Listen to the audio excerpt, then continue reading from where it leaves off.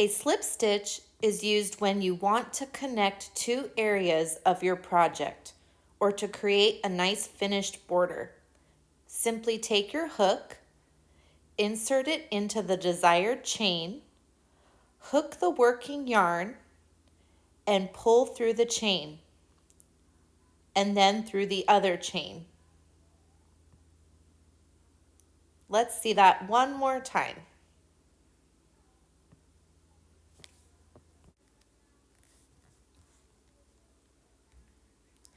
Take your hook, insert it into the desired chain,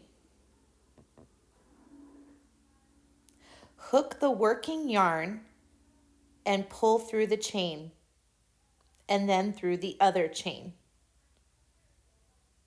And that is all there is to it.